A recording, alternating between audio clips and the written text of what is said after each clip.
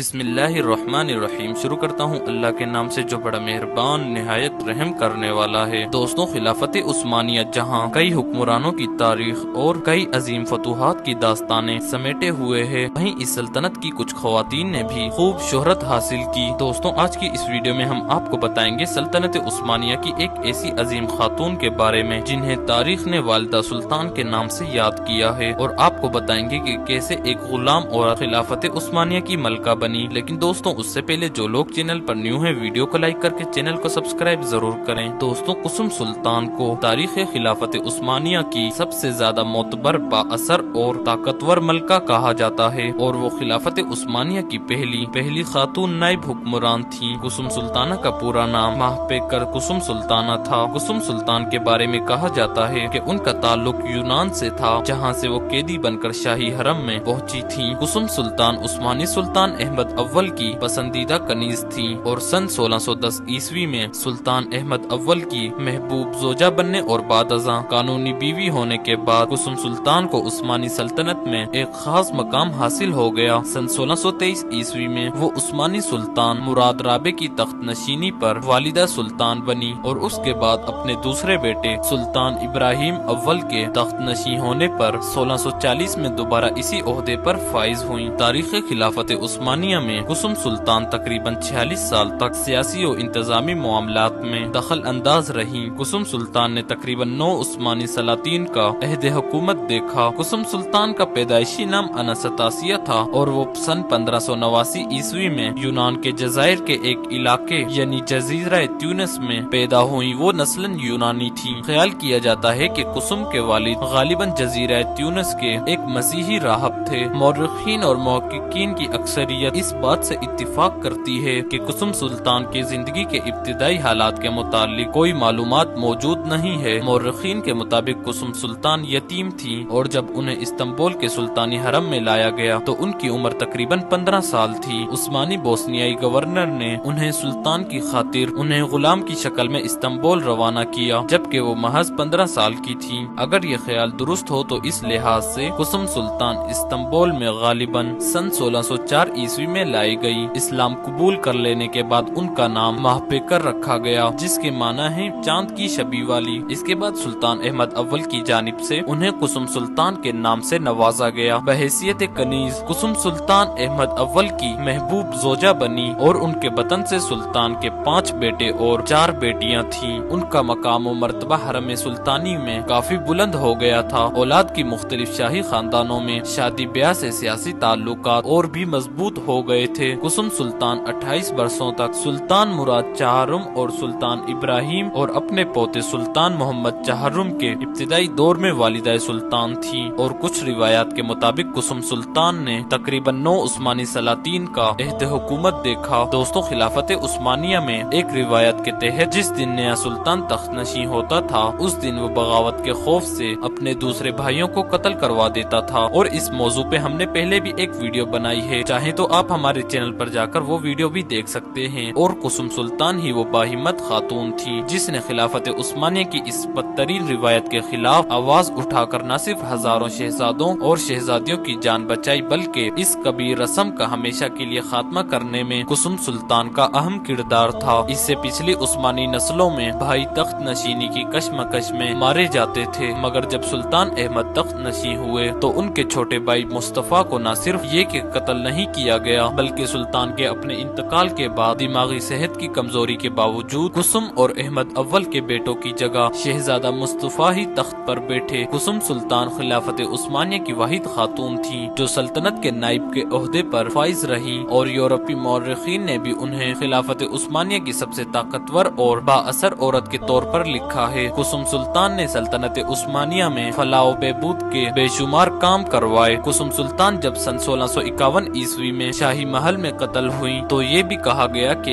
ये उनकी बहू तोरखान सुल्तान के हामी समझे जाने वाले एक ग्रुप ने किया, और कुछ मौरखीन के मुताबिक कुसुम सुल्तान को अपनी बहू तोरखान ने जहर दिया था, जिसकी वजह से उनकी वफात हुई। कुसुम सुल्तान की जिंदगी पर तुर्की में कई तारीखी सीरीज और ड्रामे बनाए जा चुके हैं, और इस अजीम खातून को खिराज तहसीन पेश किया गया है। दोस्तों, आज के लिए इतना ही। मिलते हैं अगली वीडियो में, तब तक के लिए अल्लाह हाफिज।